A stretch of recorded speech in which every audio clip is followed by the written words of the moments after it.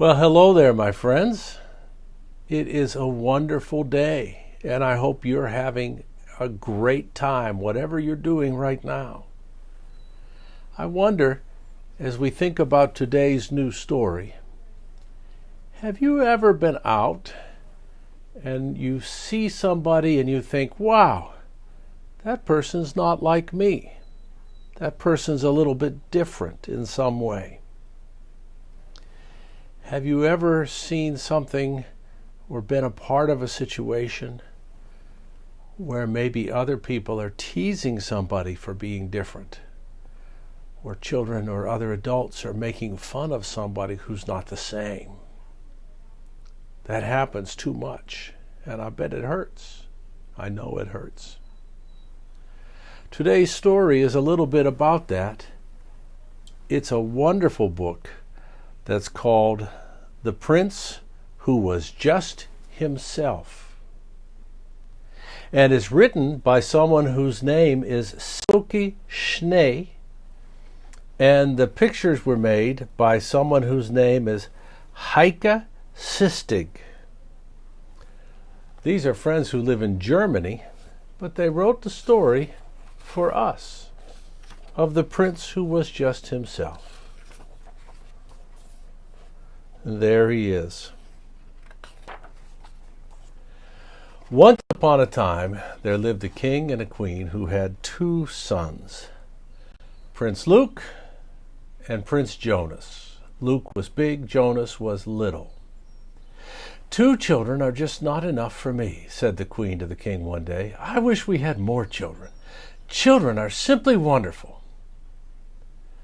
The king was not so sure. He looked at the castle windows that had been cracked during princely soccer games.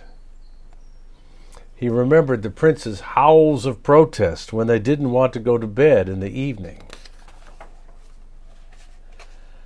He felt tiredness creep over him. Look at this ball.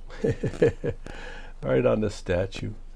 He felt tiredness creep over him as he thought of being awakened every night by the princes who were to sleep close to him in his big kingly bed. Then the queen took the king by the arm and led him down into the palace gardens, and there before their very eyes Prince Jonas made a perfect penalty kick. The king was mighty proud of him. After the usual bedtime howls, he tucked the princes into bed, and then Prince Luke read aloud to him from his favorite book. The king's heart was softened, and he was mighty proud of his older son. In the middle of the night, when the two princes crept into the royal bed, the king moved over to make room for them and thought, "There's nothing more wonderful in the world than having children." One day, the queen announced that she was expecting a baby, and everyone was terribly excited. After many months of waiting, Prince Noah was born. There you can see him. "He looks a little different," said the king. "He's not like the others," agreed the queen. "He's our brother," said Prince Luke. "He's just himself," said Prince Jonas. And right away, they all loved Prince Noah very, very much. When the royal family proudly presented Prince Noah to the people, they were quite surprised. A few of them whispered behind their hands to each other, "What an unusual prince."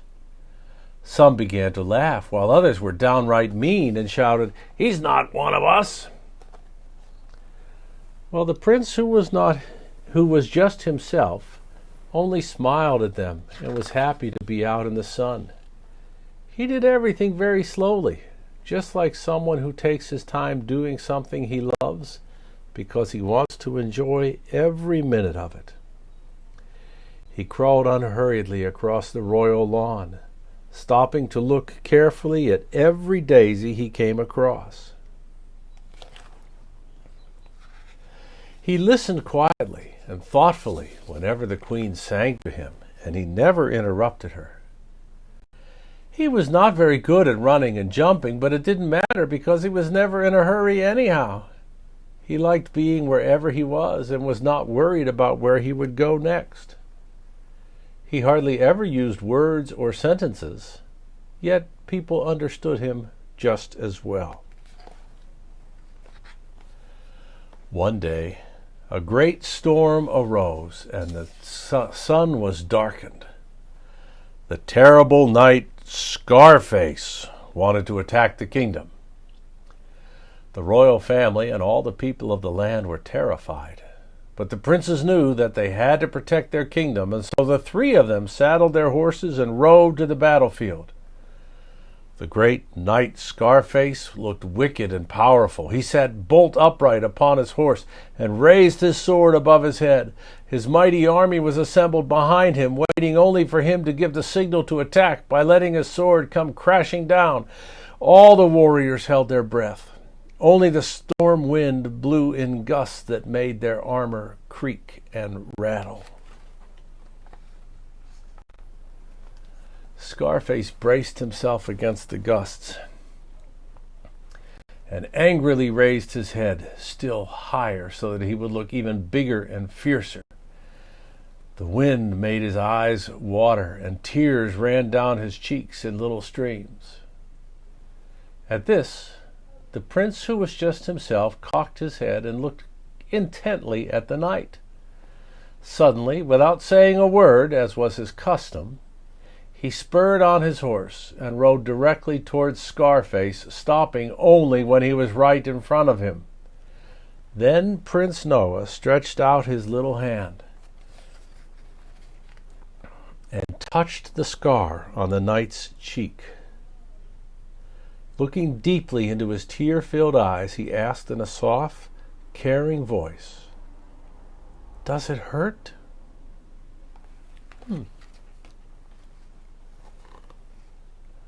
Scarface opened his mouth and shut it again. Bewildered, he let the sword sink to his side. He shook himself and rubbed his eyes in surprise. He stared at Prince Noah, whose little hand was still touching the scar on his face. Such a thing had never happened to Scarface before. He knew all about hate and fighting, but he had never before encountered love and caring. Strange new feelings filled his heart, and he didn't know what to do. He began to tremble all over. First his teeth chattered, then his armor rattled, and even the legs of his horse began to shake. In order to warm him, the prince, who was just himself, threw his arms around the mighty Scarface. A hush fell over everyone. Even the storm quieted down, and the sun peeked out from behind a cloud, not wanting to miss what was happening. And as they watched, a smile slowly spread across the knight's face. And then a voice broke the silence. "Long live Prince Noah! He has saved us! Long may he live!" More and more voices joined the chorus, sounding louder and happier at every moment. "Long live Prince Noah! Our great Prince Noah! Hooray!" And look at the crowd. The king and the queen, and Prince Luke and Prince Jonas, and all the people of the land were mighty proud of the little prince. The prince, who was just himself, only smiled at them and was happy to be out in the sun. That's the story of the prince who was just himself.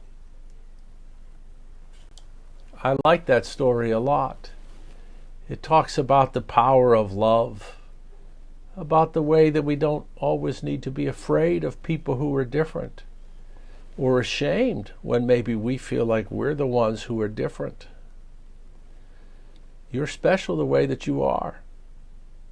God made you the right way. I'm happy to be your friend. I hope you liked today's story, and I'll be back again tomorrow with a new one. Goodbye.